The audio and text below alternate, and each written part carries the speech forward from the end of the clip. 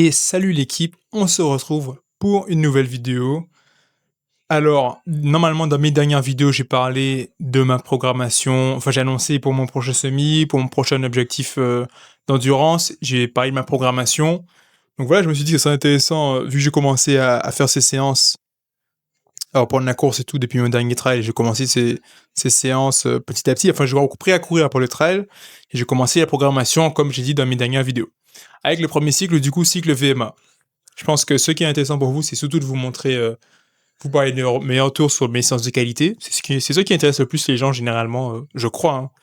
Les séances de vitesse qu'on fait, les sorties longues qu'on fait, toutes les particularités dans nos entraînements en endurance, autres que les footings. Les footings, je pense que voilà, ça vous intéresse pas trop de savoir comment je fais mes footings, même si il peut y avoir des choses intéressantes. Hein. Notre la forme de notre oh là j'ai oublié le terme. Bref, notre foulée, tout ça, notre inspiration. Bon, pas avoir des trucs intéressants dans tout ce qui est le footing, mais voilà, pas besoin de vlogger ça. Et aussi, de toute façon, cette séance de qualité que j'ai faite, cette première séance de VMA, enfin de travail, pour travailler ma vitesse max, je l'ai pas vlogué non plus. Ça, vous dire ça. Enfin, j'ai pas trouvé la foi de la vlogger non plus, même si j'ai quelques images quand même. Voilà. Du coup, j'ai commencé. Alors, je fais cette vidéo, j'ai fait ma première semaine, je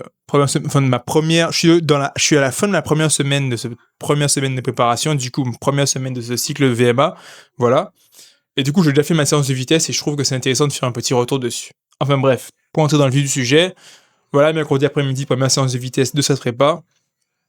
Là, j'avais travaillé ma VMA, une séance 15 minutes de... Je crois que j'ai encore ma séance en tête, hein, pas à peine de regarder mon téléphone ou mon plan. C'était 15 minutes d'échauffement. Enfin, il y a l'échauffement, les gammes, vous connaissez. Petit échauffement quand même, histoire de vous chauffer. Enfin, 15 minutes d'échauffement en allure vraiment footing, tu te chauffes tranquillement, endurance fondamentale. Après 5 fois 2 minutes à allure difficile, vitesse max,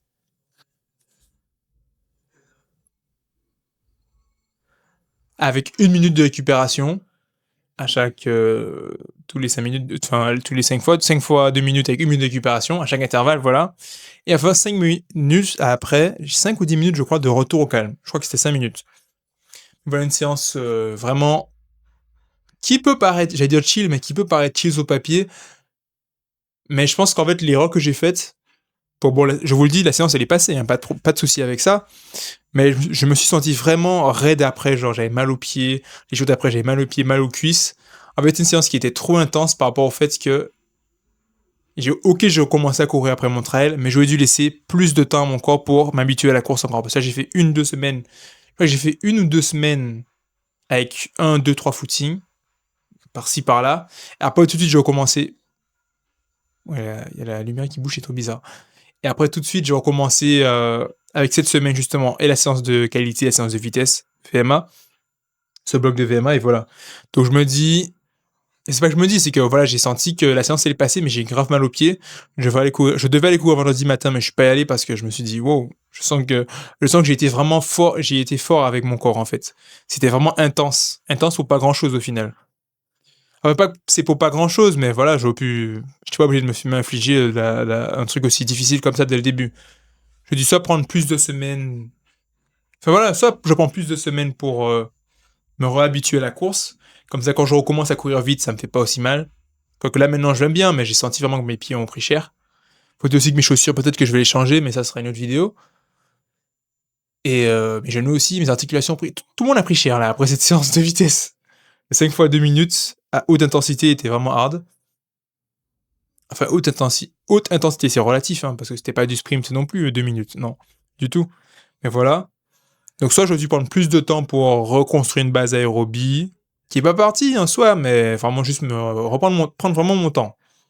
Comme ça, quand je me mets à courir vite, c'est presque normal. Ou j'ai dû, voilà, passer ce cycle VMA, faire juste mes footings, mes sorties longues, enfin petit à petit augmenter les sorties longues, et commencer tout de suite avec plus de seuil. Ça c'est intense, mais c'est moins intense que la VMA. Donc je sais pas. Je trouve que ces séances de VMA sont pas indispensables, c'est pas ma priorité. Ce n'est pas du tout la priorité pour préparer le semi-marathon. Donc voilà.